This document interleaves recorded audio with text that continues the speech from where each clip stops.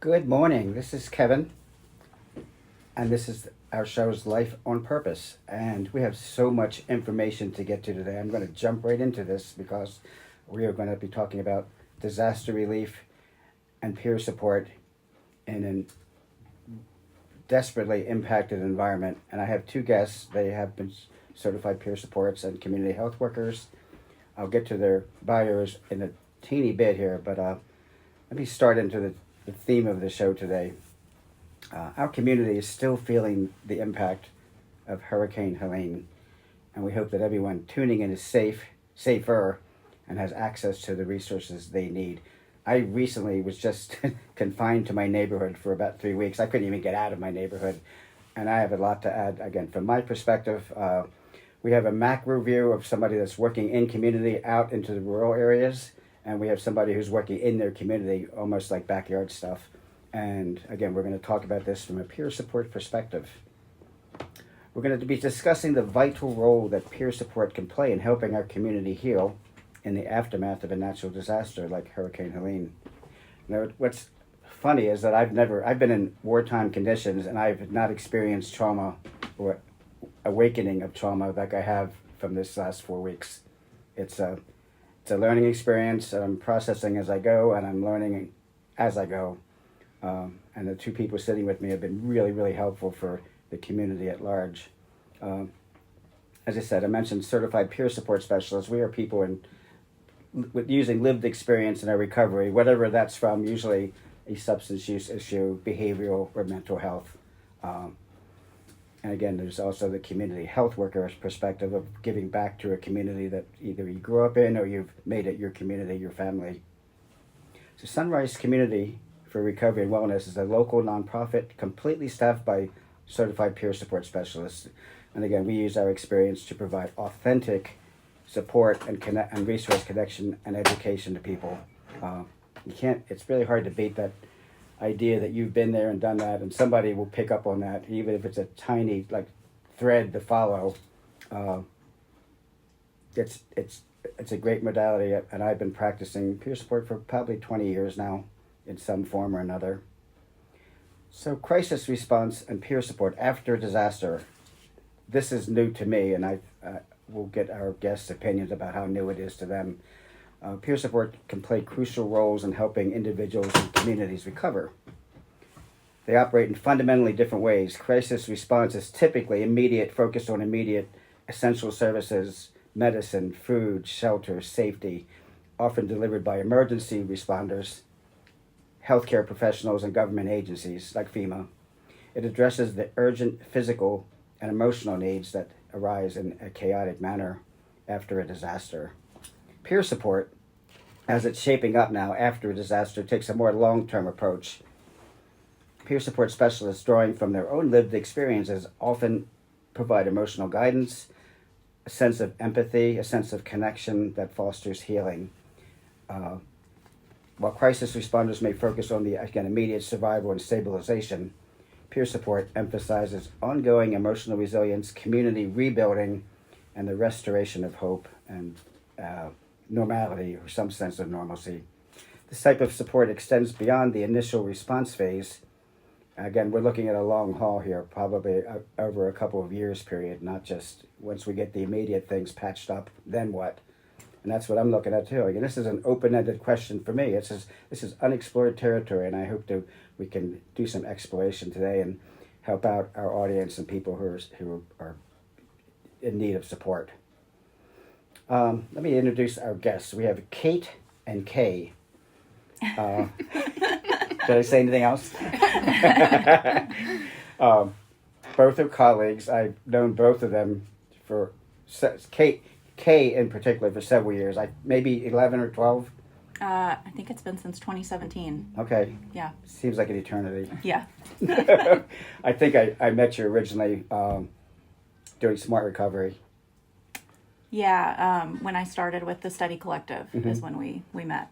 And we were based out of Haywood Street Church. Mm-hmm. Okay, cool. My memory isn't as bad as I think it is. Kate is a coworker in the education department at Sunrise. She is the kind of the manager of chaos in that environment. me bringing a lot of chaos to the table. So let me give you a short bio. As soon as I get my phone unlocked here.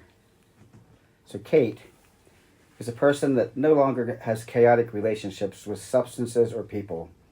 She has been in continuous abstinence for over 11 years.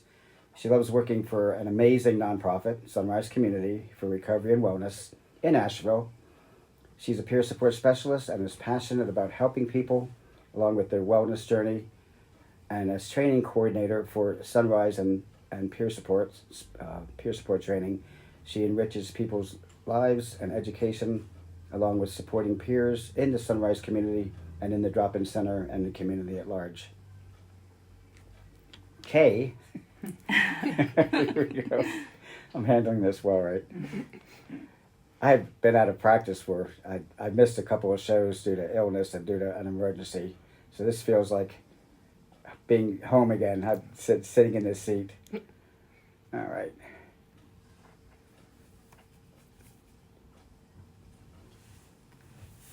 Kay received their associate's degree with a concentration in social work and psychology in 2019 and began their Associate of Nursing program in January of 2024. Kay has supported people experiencing houselessness in the community and in a community setting, assisted with navigation and connection to resources as part of community outreach, and collaborated with community partners to best support individual needs. Additionally, Kay was a counselor in an opioid treatment center, provided equipment, support, resources, and naloxone to active substance users as part of syringe service programs, and educated the community regarding substance use. Even more important, that have it accepted in the community. That could be a whole show in itself, and opioid overdose response scenarios. Kay walks along others as they navigate their wellness journeys, believes in person-centered care and a harm reduction approach, and that everyone's journey is unique.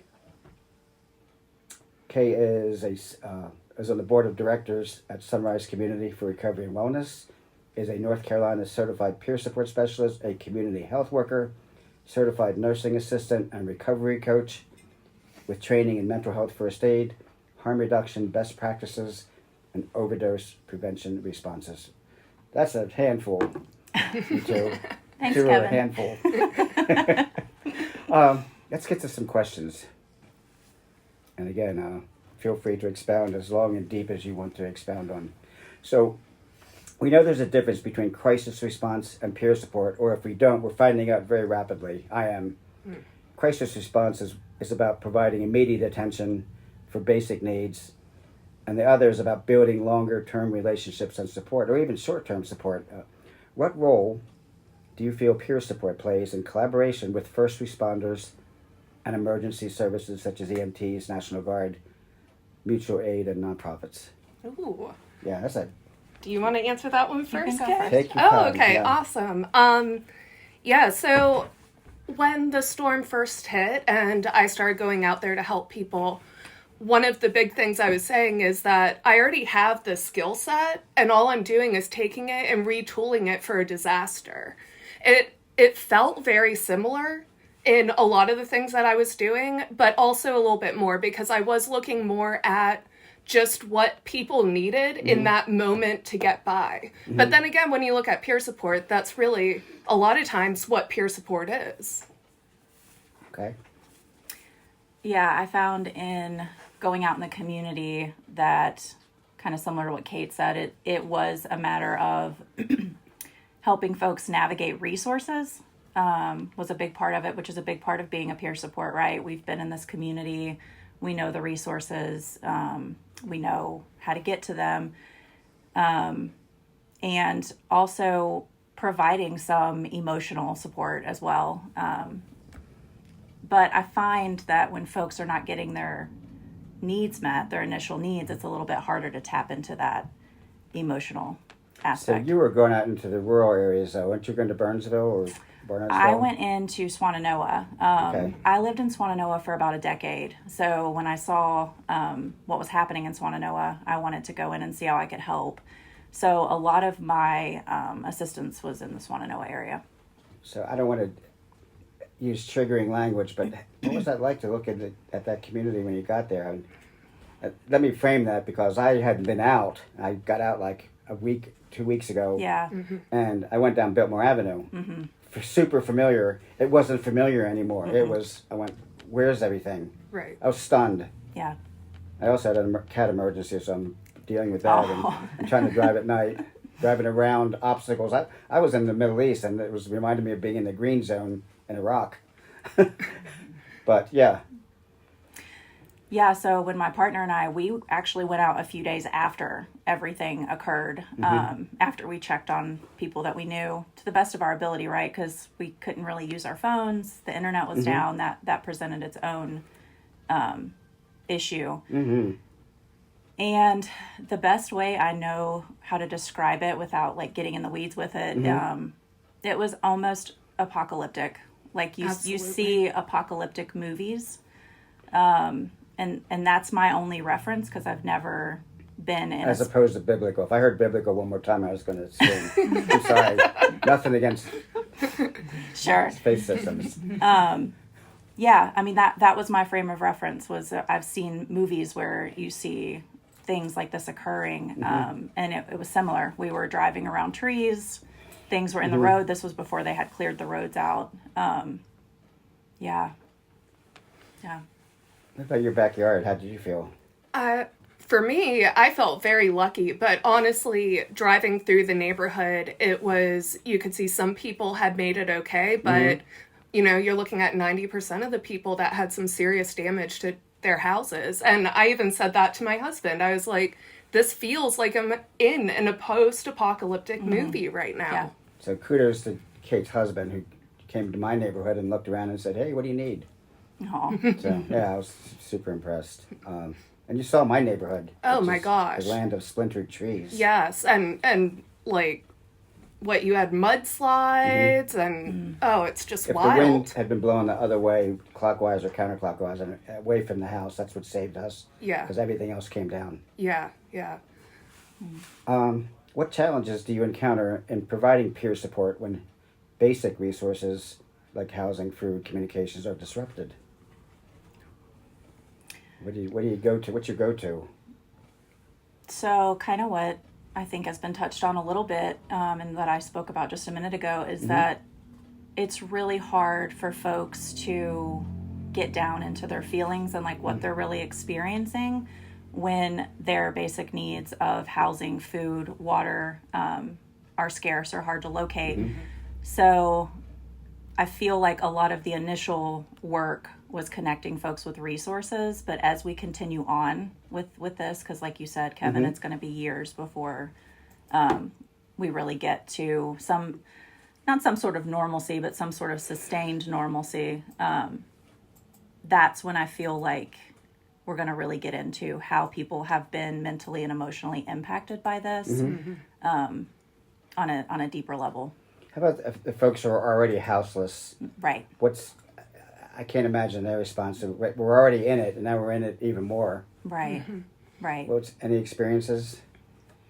I have not personally experienced that through the course of this yet, with the work that I have been doing. But yeah, I can't imagine. Like, folks are already trying to locate resources, and now the resources have been impacted. They've shifted.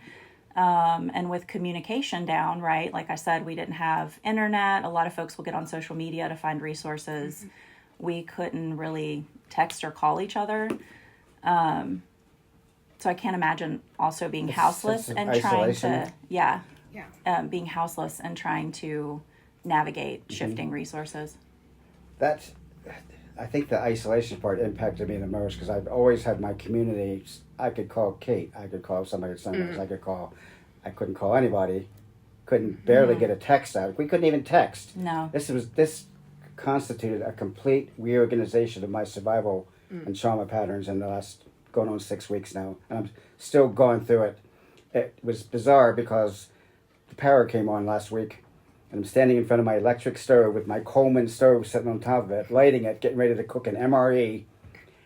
And the lights are on, and I went like, something wasn't right in my mind. I went like, wait a minute, you're lighting your Coleman stove and you've got an electric range and a microwave and an air fryer. Why don't you use one of those? But I went like, I don't want to go back to that because now I'm in a safe zone. I know what works. And this could go out at any time. That was my thoughts. It's still kind of like I keep an eye on the Coleman stove. Absolutely. I'm experiencing that too. It's like I'm holding onto the guardrail and I'm not letting go of it. And I got candles everywhere in my living room. That was an experience. Like instead of TV or endless stupid sports stuff, which I like sports, but too much of it, or TikTok, I was lighting candles. Mm-hmm. And I had my 88.1. It was one of the few stations up and running on my little solar-powered radio. I'm going, this is real, like, this is deep stuff. This is survival mode stuff. Right. Absolutely. Right. And I finished 3 books. My ADHD doesn't let me do that usually. And I said, that's all you got to do. Absolutely. I read 3 books also, and I haven't finished a book in like 4 or 5 years. I read... Look, and now I'm going to forget the names of them. Of course, Atlas of the Soul. That was one of the first ones that I read by Brene Brown. Okay. I finished... the big red book. Yep, oh, my God. Yep. Yeah. That one was just amazing, honestly. Out of all of them, that's the one that stuck with me the most. It's a deep one. Yeah. Kay, what did you do for entertainment? How did you de-stress? So, I have 4 dogs, so they keep my partner and I entertained. You know, the county that I live in, Haywood County, there were areas of Haywood County that were devastated, but we were still functioning for the most part. Mm-hmm. So I was able to still get out, go for walks, and do the things that I have been doing to care for myself already. Mm-hmm. So, yeah. Okay. How did you, for both of you, how did you approach, or did it differ from the way you usually do peer support? Anything change up? Or did you have to, retool, rework? I mean, I guess for me, it was a little bit of a switch. It wasn't so much of like the emotional side of it, because I knew that we were all at the point of just trying to survive and figuring out what that was going to look like daily. So it was much more of meeting people where they were at and saying, what are your needs? What can I get you? Mm-hmm. Versus, some of the other... Yes. Move on to the next one. Yep. I think for me, I always try to be really mindful of where I'm at and how I'm feeling. And I had to up that more so because I'm also living through this experience. So it was a matter of where am I at, and am I at a capacity to be of service to others? So that was something that I've been doing, and I continue to reevaluate as we move through this, because it's going to come in waves. Right. Mm-hmm. This will lead into the next question. This is an aside here. 4A. I noticed my emotional volatility increased 100-fold. So if I saw something that was remotely sad, I wouldn't just go, oh, I would burst into tears.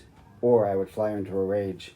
And these are old behaviors of mine that were like, several layers down, years, surfacing. They're kind of bubbling up through the muck. Anything similar happen? I mean, absolutely. For me, I am very much part of my recovery is emotional regulation. And I felt that I lost that a lot. I wasn't able to regulate my emotions. I didn't have as much capacity as I usually do. It startled me how much I diminished. Absolutely. Yeah. Just like hairpin, and my emotions could change. Mm-hmm. Yeah, I agree. I can relate to what y'all are saying. And having grace to recognize that we're in survival mode, and just allowing ourselves to just feel what we're feeling and have some grace around it, because this is something, some folks may have experienced this before, but I think for a lot of us, this is new territory. Yeah, absolutely. It's funny. I went to Lumberton somewhere probably 2017. They were in the process of a 2-year recovery from one of the slow-moving hurricanes that moved through. It wasn't particularly windy, but it was rainy, and it just dumped. What county is Lumberton in? I can't remember. I don't either, but we were working with indigenous folks who didn't have any support from, the things that we're having support from, and now I'm even feeling that even more. I'm going like, 'cause they were telling me, Kevin, we've been here 2 years and nobody has paid attention to us. Again, we're still flooded out. Our infrastructure shattered. Housing is, people are living with their families again. So I'm just thinking of the long term, the marathon aspect of this, what we're facing. I also started experiencing a lot of dreams of like flooding, and Yeah. even though I didn't get flooded per se, I was aware of it, or landslide or earthquakes. I'm just having again apocalyptic dreams. It's been subsided somewhat now. Do you have any suggestions on how to help the community manage this trauma and the shock that's experienced? Any, again, personal tips on emotional regulation? What works for you guys? Really, I know I've mentioned this already, but pay attention to yourself. Like, pay attention, like when you start having some sort of reaction that's just abnormal, check in with yourself, see what's like really going on, what's coming up for you. And, Kate has mentioned your toolkit, and Kevin, you have as well. Sometimes in situations like this, some of our tools may be ineffective. So being willing to adapt and try new ways of caring for yourself, and resting as well. Like, I think, as helpers, we all have this desire to jump in, let's dive in, let's help, what can we do? But we can't help folks if we're not caring for ourselves. So Absolutely. that's a big part of being human, but also being a peer support for sure. Absolutely. Yeah. I think, just trying to give people grace and also give myself that same grace, and just like Kay was saying, of using the tools, but if the tools aren't working, that's okay. We can find other tools, and another thing is reaching out. Like, when you're having a hard time, letting other people know that you're having a hard time too, and receiving the same support that you're giving out. You got to keep the cup full. And on the flip side of that, reaching in, we talk about reaching out. It can be really challenging to do that when you're having a hard time. So check on folks. Like, if you haven't heard from them, hey, how are you doing? Like, how are you actually doing? Because we like to say, oh, I'm doing okay. But like, how are you actually doing through this, and just in general? Totally. Okay. Let me remind everybody you're listening to Life on Purpose with Sunrise Community for Recovery and Wellness on open air at Asheville FM 103.3. Today we're talking about community support and peer support during a disaster. Let me come back to I heard from people I've not heard from in 25 years. Yeah. That astounded me. And I got a little offended. I'm like, well, what are you calling me now for? But I'm thinking, Kevin, they're reaching out because they're concerned, okay? Right, Like, right. Let the empathy valve open up a little bit in your heart. Don't be Ebenezer Scrooge of Helene. A lot of them were military friends that, again, they had gone onto their path. I went onto my path. And a lot of them we had to catch up on 25 years of stuff. And Sure. it had its benefits, and it also had its opening, I want to open that door again. Because my post-military career was rough, to say the least. So what about you guys? I was surprised by how many people reached out to me, and family members that I haven't talked to in decades, just reaching out, making sure that we're okay, that my family's okay. So the outpouring of love has been really, really powerful, and it's definitely helped me on some of those darker days where it feels like everything's a little overwhelming. Yeah, I have a lot of folks that I know in the Swannanoa area, so I was actually doing some reaching in. I didn't necessarily hear from folks that I hadn't heard from in a while, but there were folks that I was concerned about.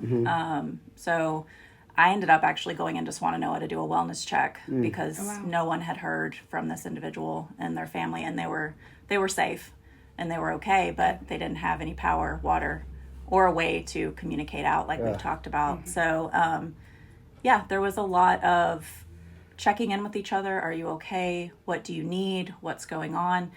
Because we all have experienced this in varying degrees, right? So our needs are all going to vary. I remember, again, it sounds like I'm talking about ancient history, but when Engels opened up down by my house, no, they weren't. They could only take cash. But I was so glad to see these doors open. I'm like, oh my goodness! And some of it looked a little picked over, but the niceness of the people, like, here, have free this and have some bananas and have this tables full of stuff they were giving away. I also noted, conversely, I got a lot more fingers from people on the road because I didn't get out of their way in time, because I'm going the speed limit and they're going like behind me going, eh. And this anger, the anger is palpable. Absolutely. It's scary. Yeah. It's that grace component, though, that Kate was talking about. Right. Like, we have to try our best to cultivate grace for others, because we're all going through this, and it's the trauma and the impacts of it are coming out in so many different ways. Very true. Well, my solution for that was to go even slower. And and it's like, I'm not going to be in a hurry. I'm sorry. It's like, I'm sorry if I'm in your way, but if I slow down, I can see things better and I can react faster. Sure. Keep regulated. Because, That's right.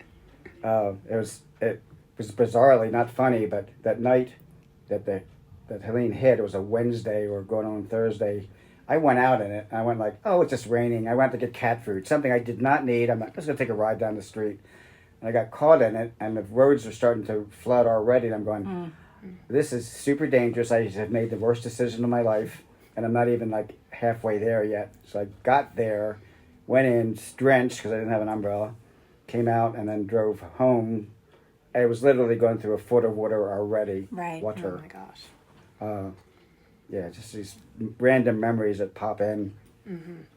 I did not take the storm as seriously as I should have. You know, my husband did a grocery run right before, Milk and right eggs. as it was hitting, and he bought a pack of water, and then he also bought 2 packs of seltzer water, because if the water goes out, we can just drink seltzer water. So, you know, the water went out, and then we were living off of seltzer water for 2 days, and I'll tell you, it's not as hydrating as you would think. It's salty, yeah. Right. Luckily, luck of the draw, totally. I had gone camping. I just want to know, I went to KOA about 2 weeks before the storm. And I had all my stuff, like I didn't use a lot. I had all my supplies. I had MREs. I had cases of water, Coleman stove. But so I was positioned, at least luckily. And I just had my backpack, and I just kind of unload the backpack. Sleeping bag on bed. It's interesting that you mentioned that, because I had a go bag as well. Like, I had a backpack once this happened with items in case I needed to, whatever. Like, you don't know what you were going to encounter in the first couple weeks. So as I'm out there doing the work, I've got an extra pair of clothes, I've got an extra battery, I've got extra food and Batteries, water. oh my goodness. Yeah. So, having that, you didn't know, but you were already kind of prepared. And so, I kept that. I still actually have it packed in the event that I need it for anything at this point. This is the first day I've not had my headlamp on. I've been carrying that with me too, as a safety valve, so to speak. I just reached up to my neck, and it's not here, and it's not here. I didn't bring it. Yeah, Lauren was sitting around with one of those too. Just had it on nice and to ready have. to go. And Yeah. you're not feeling helpless until the lights go out and you're sitting in darkness and you're trying to find this or that item or your wallet. Right. Everything becomes magnified, and that was the other thing I noticed. Like the simple test, going to the bathroom, navigate that. Right. Everything was a hurdle. Everything's harder. Yeah. Yeah, you have to work at. Yeah, and there's a sense of pressure along with that. Right. Let's digress for a moment. I've been talking about like the disaster aspects. Tell me, or if you have pictures you can show me those moments of grace. I found time to do photography in the midst of a day, and I just went out and took pictures of stuff, not particularly like bad stuff, but just nature. What did you guys encounter? Or people encounters. Did you see something and went, oh, look at those folks? Yeah, so like I said, I live in Haywood County, and we walk a lot around Lake Junaluska. It remained open for the most part, so being able to walk around, see other folks walking around, just brought, a sense of normalcy. That's something that my partner and I do pretty regularly. Yeah. What's funny, the place I've lived there for a year and a half, and it's off a beaten stretch of road. It's in the woods. The houses are kind of spread out. And I literally did not speak to any neighbors, and I'm not super reachy-outy anyway, friendly, but this time people were up and down the street, moving wires out of the road, helping, and it was a real act of, I haven't had that sense of comradeship since I was a kid. Our neighborhood used to be tight, but I've not experienced that community tightness in a long, long time. Absolutely. Now it's kind of, and then everybody left. I was the only person on my street with no street lamps, no power. I honestly kept some defensive stuff around me because I was just nervous about what if Sure. somebody comes up and breaks in, or what am I going to do? I don't want to hurt anybody, but on the other hand, I got 2 cats I have to defend. That was, again, another experience. And just with seeing the street lamps on, and I've always had this theory from watching so many science fiction or horror movies, but when the lights go out, civilization goes out the window. A lot of times, unless people can pull it back together. I mean, the things that bind us as a society are materialistic, where it's energy, or it's resources, and we don't have them. It's like, ooh, everything goes to hell. Yeah. I think, in my opinion. That survival mentality. Yeah. Kicks in, Absolutely. Me for first. sure. Yeah. But I found moments of grace where it wasn't me first. It's here. Have a case of water. Take it. And all the people that showed up, the convoy of hope down on Merriman Avenue, this tractor trailer just showed up every day, and they seem evangelical workers because they asked to pray with me, and I was like, thanks, but no thanks. You save the prayers for somebody that has that faith system, and I was polite about it. But you sure you don't want us to pray for you? I'm like, yeah, I am, but I'll take the water and the cleaning supplies. Thank you. Thanks for coming here. Yeah. I got a chance to talk to some of the soldiers that are deployed from the 101st Airborne, combat. These are combat guys or combat support, and the National Guard. I felt comfortable seeing them around. It didn't feel like martial law. It felt like, oh, there's an extra set of eyes and hands there. So I also I saw somebody on the court. He was a young man, Army uniform. I was Air Force, but I was looking at his uniform, and he had his hat off, his cover off. And he's like, you might want to put that cover on, soldier. I'm like, Kevin, you listen to yourself, old Master Sergeant.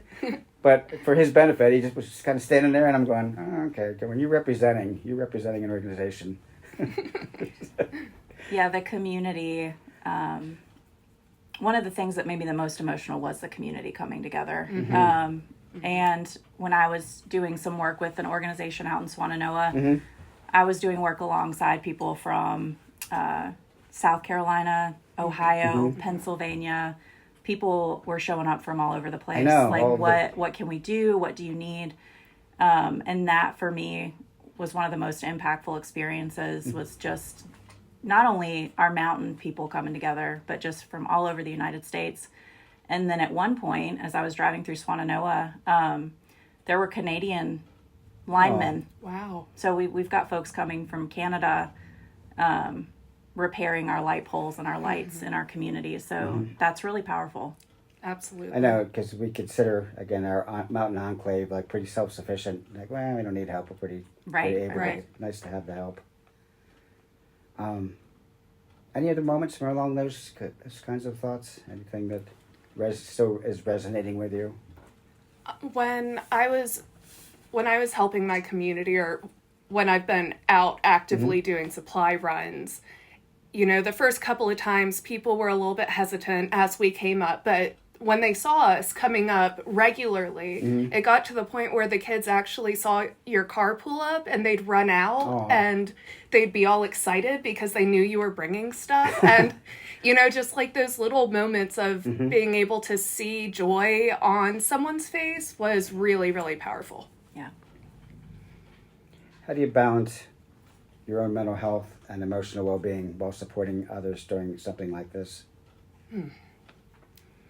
Some tricks. Now, I would mention CRM, the Community Resiliency Model Training. I haven't heard that mentioned at all in the courses. Is it outmoded now? Is it not? I don't think so. Now? I don't think so. This is all the regulation and grounding and visioning. I'm surprised there's not more of workers out, unless I'm just not seeing it. I think they're starting to come out. One of the places we're working with is called AmeriCares, and they actually provide support to the first line or second line people that are out here. So we're working on doing some decompression trainings with them, and I believe they have some resiliency skills that they're going to be sharing with us. Okay. So I know that it's coming. I think that it might just be a little bit slower Right. or more of a second phase than Yeah, that first phase of just like get supplies there, make sure that people are found and, you know, at least okay. No, it's when I took this training, I took it a couple of times. It's interesting. County was sponsoring it for a while. I'm thinking of Haiti. I'm thinking of faraway places that have earthquakes. I did not think of my own backyard. I'm thinking, oh my goodness, this is like, this is what it's for. Right.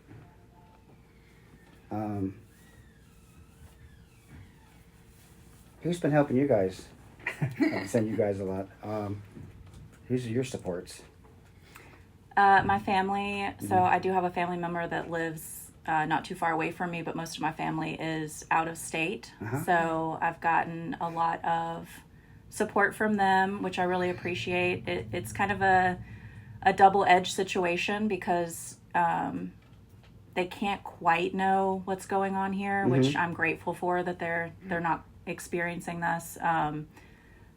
So they're supporting as best as they can. And then my partner, you know, she's very community oriented. And so we've both, you know, instead of stepping back from what's going on, we're going into it. And she's been fantastic. We check in with each other, you know, how are you doing? What's going on? We talk about like really impactful things that we've witnessed or experienced. And that's been helpful. And my community, right? Because we are all experiencing this together. Like I said previously, in varying degrees, and just being able to talk about what's going on in spaces where we can do that has been really helpful. Absolutely. I'm not cognizant, and I don't have a list in front of me in terms of what Sunrise is providing now with in-person groups and Zoom groups. What are we doing? That's a good question. I haven't put it all together yet. Right. And I think we're still working on pulling it all together, but we will be offering a rap skills group to help support people, to help especially people, you know, other peer supports that would be interested in joining us. It's all about building your skills and building your toolbox versus just doing what would be a typical rap 2-day training. Remind people what rap is. Yeah, rap is Wellness Recovery Action Planning, and you can find it at wellnessrecoveryactionplanning.org. Again, it's a crisis plan within a crisis plan. It's built for every phase of people's recovery or getting back into their happy space again. Yeah, and I'm really looking for, just as the training coordinator, looking for additional trainings for our staff that is going to help them build resiliency tools, because for me right now, I know that's what I need, and asking other people, it seems like that's been a very common theme. I may digress here, but without giving much about Kay's other parts of her life. What can you talk about the hospital environment, or are you? Sure. You're in training, right? Yeah. Okay.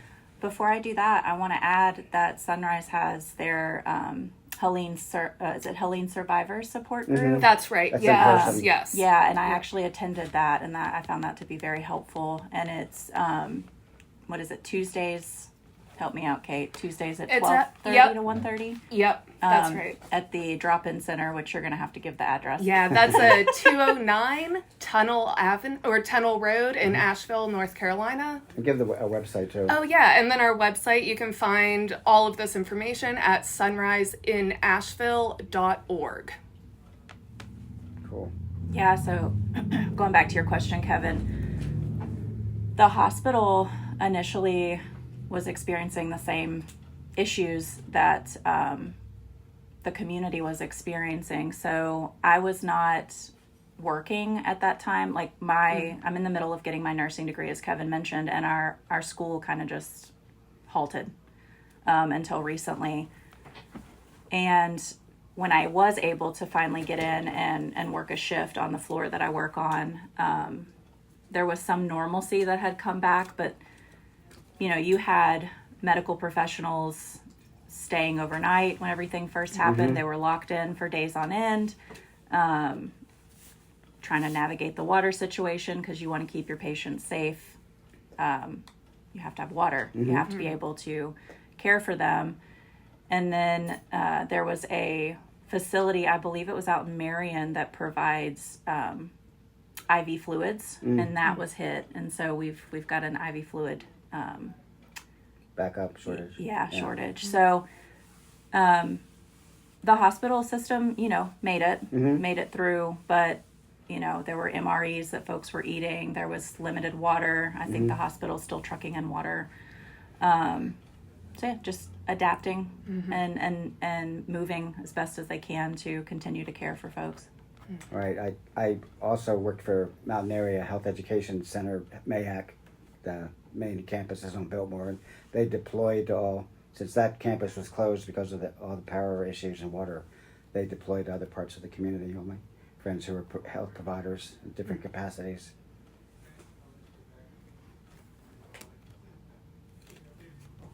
Do you feel a semblance of normalcy returning a little bit?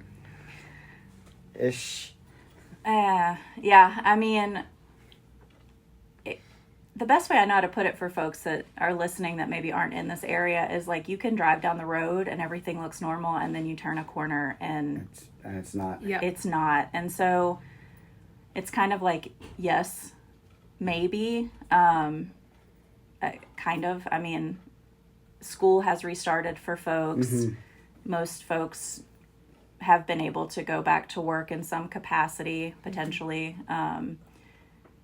But yeah, the evidence of what we've all experienced is still here. And so it's not something you necessarily can get away from, so to speak. If I was born in the last 10 years, I've gone through a 3-year pandemic. Right. Where I wasn't in school most of the time. And now a natural disaster where I'm out of school again. I'm like, I'm wondering how this is going to look down the pike. Right. Not being a parent, but I'm curious to get some, maybe your viewpoints on what do you think we're looking at?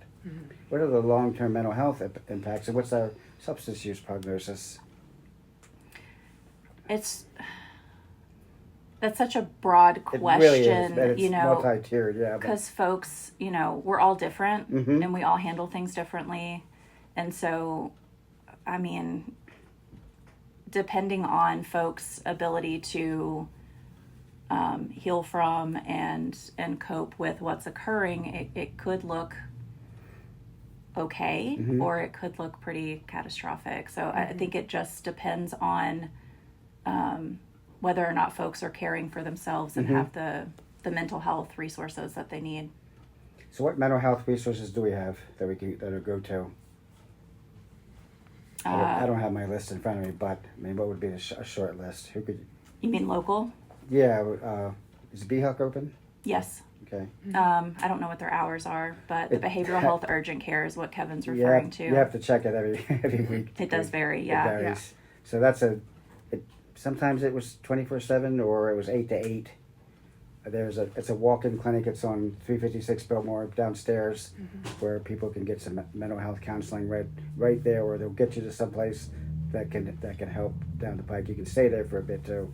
The residency requirements change too. Sometimes you could stay there for 2 days. Sometimes it was 3. Sometimes it was the weekend.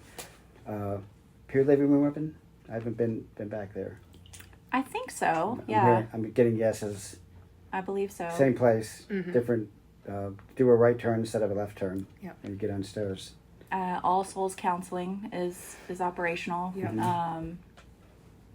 Another resource, it's not local, but if you have reliable internet access, is Open Path Collective, where you can get set up with a therapist on a sliding scale. Right. Either in person, because you can search with your zip code, or remotely. What about safe syringe programs? Is Steady Collectives operative? I think they are, yeah, because they remained mobile. They've been mobile for a while. I'm not quite sure of what their hours and days and stuff looks like. I don't know if holler harm reduction is operational or not, because I know that... Which county is that? That's out in like Marshall, Mars Hill, I Okay. believe, and they do serve into Asheville, Mm-hmm. like north of Asheville. But I know that some folks involved with that may have been impacted, so I'm not sure what that looks like. How about the mobile clinics? I haven't seen the Minnie Jones bus around, but I'm sure it's out and about. Appalachian Health has a van staffed with medical professionals and a social worker and a counselor. That's a green and white van that goes. I've seen them in some of the housing areas. Trying to think what else. Like again, just off the top of my head. AmeriHealth, Caritas, they have been offering, they have a mobile van that comes and goes. I'm not quite sure That's right. when it's up here, but you can check on their Facebook. That's what I would recommend to stay up with them. Also, AmeriCares does have a van, or not a van, I'm sorry, like one of the big buses also, and they've been actually setting up right over by Sunrise, our drop-in center, to provide mental health, and I think it's like immediate wound care Got it. type of stuff. What about the syringe service program at the health department? Is that operating? SSP. Yeah, I believe that think they it are. is. I thought I saw Justin saying we can use help anytime. Yep, If you want something to do, come on in. yeah. Let me kind of personalize this because, again, all our journeys are individual and unique. How do you think your journey has prepared you for this, and will continue to prepare you for this? And what adjustments are you making in your own regimens or continuity of care? And you can digress into your if you got to bring in past stuff. By all means, talk about what got you here. Yeah, absolutely. To make a joke, but also not to make a joke, my trauma response in crisis is to like get on the ground and start doing stuff. Right. So truly, once this happened, it was like, okay, this is my time to shine almost. And of course, on the back end, a lot of that is making sure to take moments for myself and make sure that I'm checking in with myself, because I understand that that's a response that I have to things. So even though I'm using it in a good way, it could still possibly be damaging. So, again, just being really hyper aware of where I'm at and how I'm feeling and asking for help when I need it. Yeah, for me, a lot of us have lived in chaos. Like chaos was our normal. And so I say, I was surviving and now I thrive. So being in that survival mode is something that I don't want to live in, but it's not something that's abnormal or something that I've never experienced. So similar to what Kate's saying, like being mindful of myself, where I'm at and how I'm feeling, which I've spoken about a little bit ago. Just taking care of yourself and being aware. There was a point where my partner and I were volunteering quite a bit, and she was like, all right, I'm gonna go out, and I said, I'm not. Like, I need today to rest. I'm starting to feel the impacts, and I was able to be like, it's heartbreaking to be at a point where I'm like, I can't go out today, but I have to take care of myself. Right. Absolutely. Again, another reminder about Sunrise Community for Recovery and Wellness. It is a nonprofit staffed entirely by certified peer support specialists who utilize their lived experience to provide authentic peer support, resource navigation, education to individuals struggling with trauma that often leads to substance use and mental health issues and challenges. So find out more at www.sunriseinasheville.org. What did I leave out? What else do you want to talk about? I had my short list and I had some brainstorms on the way in, but what am I missing? I'll just add that in the past week, I have actually felt myself coming out of my trauma response. But it took that long. It took, it's been 6 weeks now? So 5 weeks of being in that response. It seems like a dream to me almost. Right? It just Yeah. seems wispy and ethereal. Yes, I know it absolutely. Like, I can't actually grasp it. And, so I think just being aware of that and just being like, okay, I'm actually coming out of this now. It's even more important to take care of myself and reach out to others and make sure that we're all kind of helping each other take care of ourselves. I had to keep an eye on my what I was doing for entertainment because I was just, again, started reading books again, and now I've gotten sloppy, and I've noticed since I've got a little bit of connectivity, I'm back, I'll just watch 10 minutes of TikTok, and it turns into a half hour Right. all night. I have been trying to keep up with some of those creative things that I picked back up. I've always been an artist, so, working as a peer support, I have hobbies, but, of course, my life has been kind of consumed by peer support, and some of my hobbies fell off. So in the last, 5 weeks, with what I call a forced disconnection, I have started to paint again, and I have started to embroider again and actually drawing my own custom embroidery. So I've been trying to keep that going too, because during all of that, it helps so much to feed that part of me. I live basically in a basement apartment, so there's not a lot of windows, so I have to be careful about getting enough light, and I would actually sit outside, which led to an injury because I was sitting under a tree and a branch fell on me. Oh no. So, and this is again the scary part of isolation. I'm laying there, this branch came crashing down. I was in a sitting position, so it caught me across my quad, ended up tearing a muscle, bruise, hematoma. But I'm laying there going, my phone doesn't work, my landlord's away, Right. I'm laying here, and there's nobody within, my neighbors are gone, they've evacuated to other places. So I said, is it broken? I kept thinking, broken femur, that's the worst bone you could probably break, sort of something cervical. And my heart started to, I said, don't panic. Just, can you move it? Yeah, it hurts. Can you walk? Can you crawl over to and get in the apartment? Yes. But boy, that was a moment of 10 minutes of total panic. And that was just, not a super bad injury, but it's severe. But geez Louise, your options are limited. Yeah. Right. And it does feel, I know that when I've had close calls, it just feels a lot more dangerous right now because I'm aware of all of the emergency services being at capacity. Right. So it's like, I I really shouldn't hurt myself right now, Exactly. Also, vet emergencies. I had a vet emergency 2 weeks ago and I'm also a helicopter owner, so we're helicopter fur baby parent, so anything, if he sneezes, I'm on it. But getting him to a vet that was open, and first thing you do, pick up the phone. Oh, my phone's not working. Right. Oh, I can't do an online thing. So drive down there and said, you guys open, and drive back and get Kitty, and then drive back again. And it was 3 different vets in 4 days. He was not happy with me. He's like, okay, just let me die.